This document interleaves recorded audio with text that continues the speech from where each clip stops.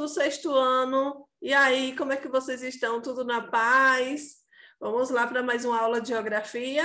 Vamos com tudo. Então, nossa aula de hoje é aula de revisão, né? Nós vamos revisar aí da página 59 até a página 69. Caprichem, viu? Quero ver todo mundo aí acompanhando. Então, aqui eu tenho uma mensagem para vocês, né? Não fique olhando para o relógio.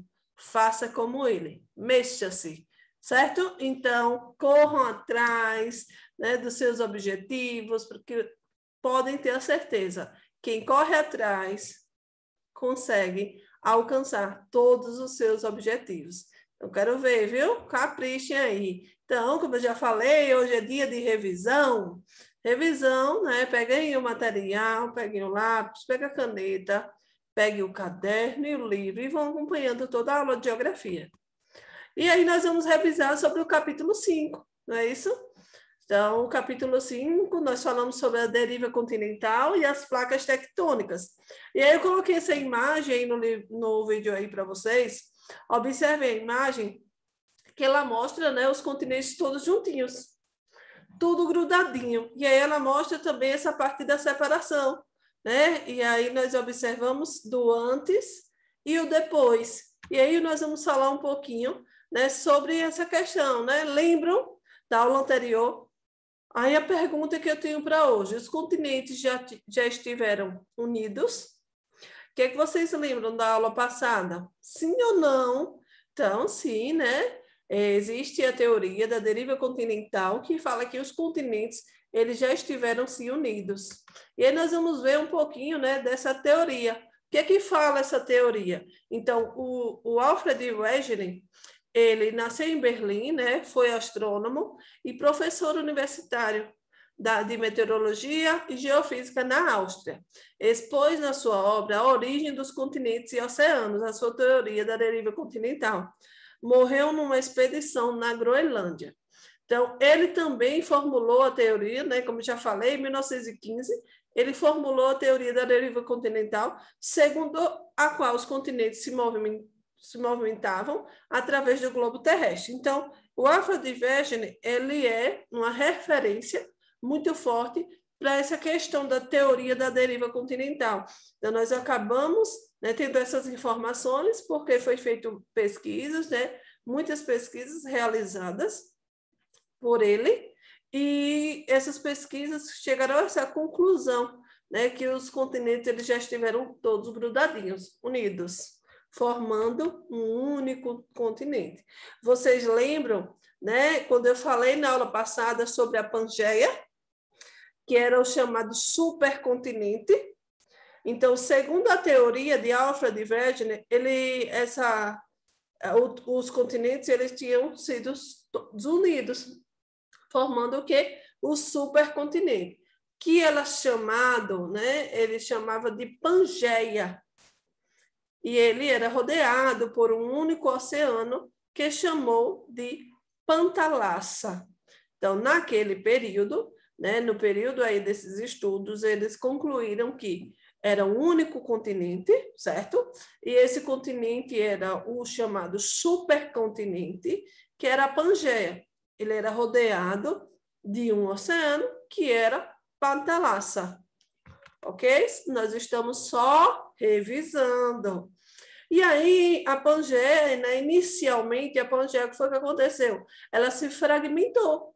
Né? Então, ela se fragmentou em quantos continentes? 2. Laurásia, ao norte, e Gondwana, ao sul. E aí, vocês conseguem identificar, deixa eu grifar aqui para vocês, calma aí, parte norte, Laurásia, certo? E parte sul, Gondwana. Então, depois dessa formação, Pangeia, todos unidos, então, ele se fragmentou, a Pangeia se fragmenta, formando esses dois continentes, Laurásia e Gondwana, ok? Ficou fácil agora, né? Lembrando, aqui sai lembrando. Então, os dois continentes, né, eles continuaram se fragmentando. E essa fragmentação se deu o quê? Originação de outros continentes, né, em menores dimensões, e esses continentes iam movimentando a deriva ao longo do tempo, até ficarem na posição que apresentam atualmente.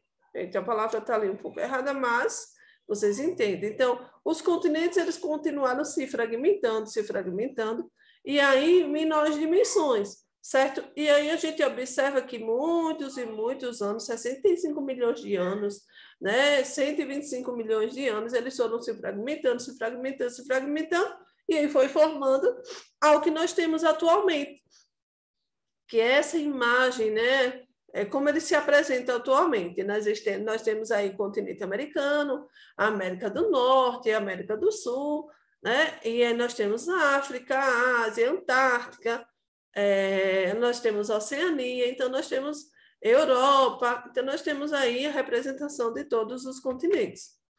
E aí nós temos alguns argumentos que apoiavam na teoria da deriva continental. Eram alguns argumentos morfológico, paleontológico, paleontoclimático e litológicos. E aí eu vou falar um pouquinho sobre eles. E os argumentos morfológicos, né? Contorno das costas de continentes separados por oceanos, que parecem poder encaixar com peças de um puzzle. Aí vocês observam, lembra que eu falei na aula passada, que os continentes parecem um quebra-cabeça? Que eles se encaixam. Então, se a gente observar aí a parte da América do Sul e a parte do continente africano, eles se encaixam perfeitamente, né? Então, esse é um argumento morfológico. Então, diante de estudos realizados, eles observaram também que a questão geológica se encaixava, a questão de relevo, de solo, elas conseguiam se encaixar. Argumentos paleontológicos, então, aparecimento de fósseis de organismos idênticos em zonas continentais, hoje separados por largos oceanos. Então, observem aí. É outro argumento, né, que Alfred Wegener conseguiu identificar e que apareceram os fósseis idênticos em outros continentes. Então, naquele período, como eles eram grudadinhos, então os fósseis, os animais, eles circulavam nesses territórios. E aí, depois, né, da separação, depois do estudo realizado, eles observaram que vários e vários animais foram encontrados ali naquelas fronteiras, naquelas divisões, e hoje, né, esses continentes são separados por oceanos, ok? Argumentos paleontoclimáticos. Então, paleontoclimatologia é o que é a ciência que estuda os antigos climas da Terra. Então, vestígios de glaciares em regiões com climas onde não é normal a sua existência. Então, a gente observa aí essa parte que tem branquinho, então, climas, né, naquele período ali, glaciais, certo? Então, eles conseguiram identificar esses tipos climáticos nessas regiões, e eram regiões onde acontecia o encaixe dos continentes. Por isso, mais uma prova, né, que aí os continentes eram todos juntinhos, unidos. E aí nós vamos falar agora sobre as placas tectônicas. Então, sobre a deriva continental, fizemos esse resumo. Eu acredito que vocês entenderam, acredito que ficou fácil. E agora vamos falar sobre um pouquinho sobre as placas tectônicas.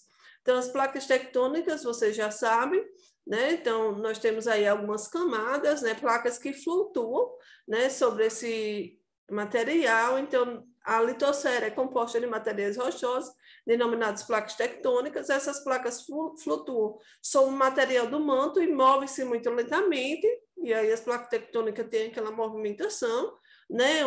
É uma movimentação muito lenta, cerca de alguns centímetros por ano. Elas ora elas se aproximam, ora elas se afastam uma das outras. Então, depende muito do movimento que ela está naquela localização dela. Então, nós temos os movimentos, né, divergentes, nós temos os movimentos convergentes, nós temos os movimentos transformantes. E aí, os convergentes é quando acontece, né, as placas se chocam e há colisão. Os convergentes. Os divergentes é quando as placas elas se afastam umas das outras. E os transformantes? As placas atrintam ao lado uma das outras. Então, esses movimentos eles são responsáveis para essa modificação contínua da superfície terrestre, certo?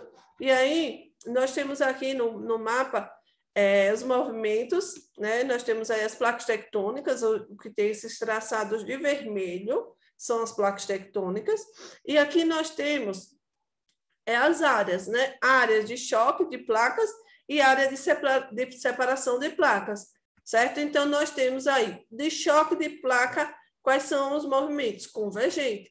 Então, aqui, vou identificar aqui movimento convergente. Dei aqui, pronto. Placa da Nazca, movimento convergente, certo? E aí, vamos identificar um movimento divergente, onde elas se afastam. Olha aqui, essa placa indo-australiana, é um movimento divergente, que elas acabam se afastando, certo? E aí vocês conseguem identificar no mapa vários e vários movimentos convergentes e divergentes, ok? Vamos para o próximo. Vulcanismo. Então, o vulcanismo, né, é quando o material do manto ele tende a escapar.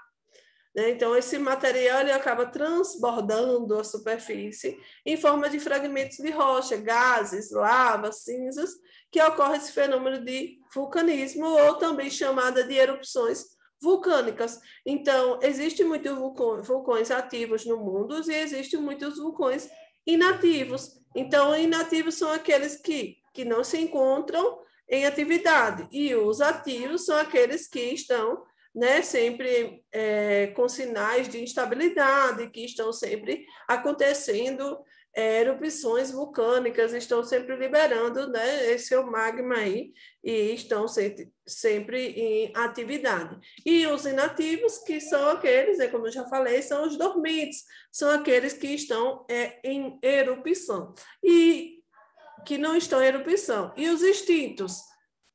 Os extintos são aqueles que não entrarão em erupção, né? Peraí, calma aí.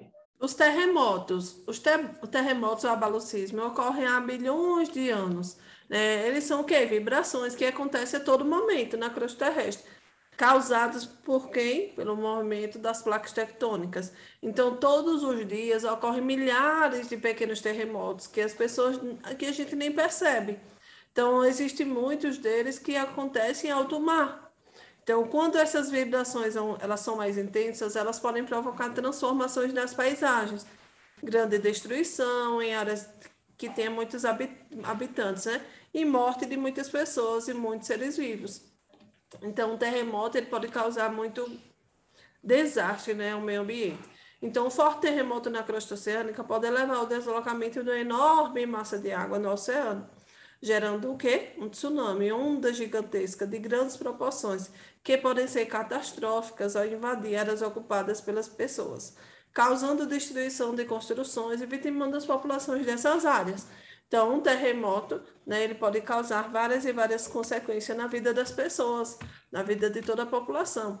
E no mundo todo, existem algumas áreas que são chamadas áreas de maior ocorrência de terremotos, que são locais onde tem, né, essa intensidade sísmica muito forte. Então, observem aí, essas áreas que estão de laranja no mapa, nós observamos são as áreas que têm maior intensidade sísmica. Então, maior intensidade de um terremoto, que pode acontecer esses eventos naturais, né, que não são barrados pelo homem. Existem hoje vários e vários equipamentos, certo? Conhecidos como sismógrafos, e isso é um dos que são os equipamentos que eles conseguem estimar, né, onde existe maior risco de terremoto, para que estimar? Para buscar prevenir a população contra possíveis tragédias. Então, o aparelho consegue detectar e aí ele vai fazer uma previsão para que a população, né, se retire daquele local, para que não aconteça um desastre muito grande e a morte de muita gente, certo? E nós temos os tsunamis. Então, os tsunamis, ou também chamados maremotos, elas são ondas gigantes que podem provocar, minha gente, uma velocidade superior a 800 km por hora. Então, esses movimentos da água do mar são provocados por terremotos ou tremores que acontecem no fundo dos oceanos. acontece um terremoto, acontece um tremor, então, consequentemente, pode acontecer, sim, a formação de um tsunami ou um maremoto, que vai ter o quê? Muito desastre, né, na costa, né, no litoral, e aí provoca, meu Deus, muito desastre. Em grandes profundidades, as ondas viajam em altas velocidades, mas não tem altura significativa. Quando essa onda ela chega próximo à costa, né, nas águas que são rasas, os tsunamis eles fazem o quê? Eles perdem a velocidade, mas eles ganham o quê? A altura da onda. Né? Algumas ondas, dependendo muito do lugar, elas podem chegar até 20 metros de altura. E essas ondas de 20 metros de altura, mesmo que ela perca a força, mas ela vai ter um altitude muito grande, ela vai ter uma altura muito grande, e aí ela vai causar uma enorme destruição, certo? Naquele ambiente, naquele local, nas proximidades da praia, do litoral. Os terremotos e a sociedade. Então, é impossível evitar os terremotos, os tsunamis. Por que é impossível? Porque não tem como o homem dizer, vamos acabar com o terremoto. Não tem como, certo? É da natureza. Mesmo com todo esse avanço da ciência, é muito difícil de saber com precisão quando eles vão acontecer. E qual será a sua intensidade? Então, mesmo, como eu já disse, com essa tecnologia avançada, eles não conseguem detalhar, né?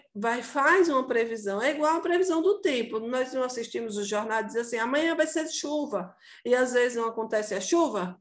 Pronto, é a mesma coisa acontecer uma previsão de um terremoto. Então, hoje tem uma evolução da tecnologia, sim, né? Tem alguns que eles estão conseguindo detectar, né? E conseguindo prever, conseguindo identificar, e para não afetar tanto a população. E aí, o que é que hoje os países desenvolvidos, alguns países que têm essa intensidade sísmica muito forte, o que é que está acontecendo? Está existindo treinamentos.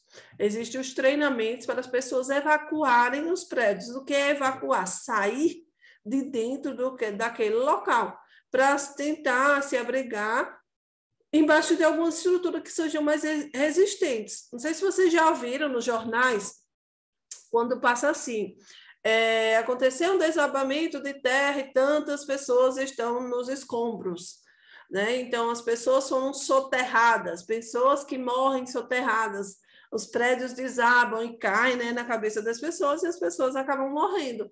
Então, alguns países estão fazendo isso, estão treinando a sua população, certo? Para que não seja afetado, para que não morra. Então, saia de dentro dos prédios, que a possibilidade do prédio cair é bem maior, certo? Então, os Estados Unidos, perdão, o Japão, né, um país desenvolvido, hoje o Japão tem uma intensidade sísmica muito forte, e hoje o Japão, ele consegue, né, investir bastante dentro das suas construções, que hoje no Japão já existem prédios, né, que tem alguns amortecedores, que faz com que o prédio ele se movimente, para que, quando aconteça um terremoto, o prédio ele vai dar uma movimentação, ele vai fazer aquele equilíbrio e não vai rachar e nem vai desabar. Então, é um investimento muito, muito, muito, muito grande, mas é um investimento que dentro da realidade do país é necessário.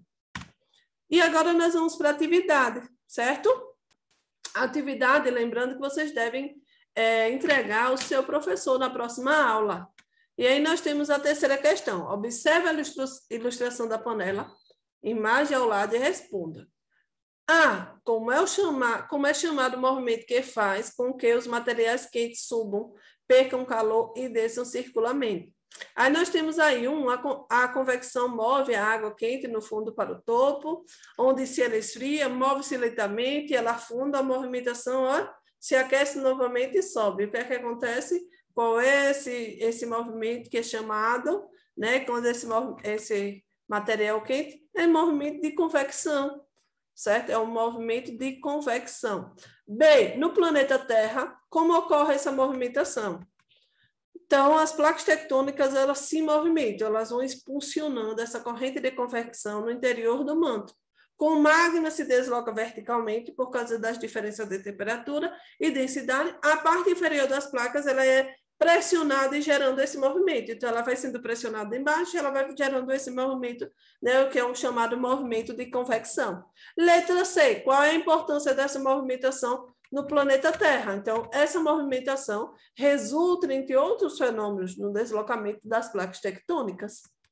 E aí nós... Eita, meu Deus, lá vai eu passando tudo. Quinta questão, nós temos agora a quinta questão. Quinta questão diz o seguinte: os eventos naturais podem se tornar problemas sociais. Sobre os terremotos, responda as questões abaixo. A. Como seus efeitos podem ser minimizados? Então, através da melhoria das construções, do treinamento da população, em caso de terremotos, e do barateamento das tecnologias altíssimas. Lembra que eu falei? Então, tem países que são desenvolvidos, ou até mesmo países que têm essa questão sísmica muito forte, né, que sempre acontece terremoto, sempre acontece esses eventos naturais. Aí, o que é que eles fazem? Melhoram as construções, lembra que eu falei? Colocando amortecedores para com que os prédios se movimentem, treinando a população para que a população consiga sobreviver em uma situação dessa. Letra B. Todas as sociedades têm condições de tomar medidas para reduzir os danos causados por abalos sísmicos? Aqui uma resposta pessoal, né? Mas eu vou colocar aqui para vocês. Então, a resposta é não. Os custos elevados para adotar essas medidas fazem com que os desastres naturais tenham efeitos mais devastadores para sociedades mais pobres. Então, nem toda a população tem condições de investir, né, nessa produção, né, de prédios com amortecedores, nem toda a população tem condições. Então, os efeitos são devastadores, né, na sociedade.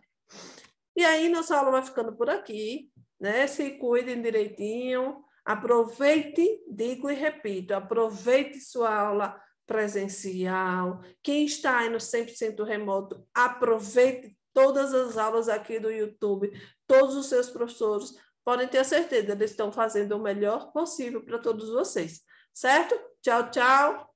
Fiquem com Deus. Tchau.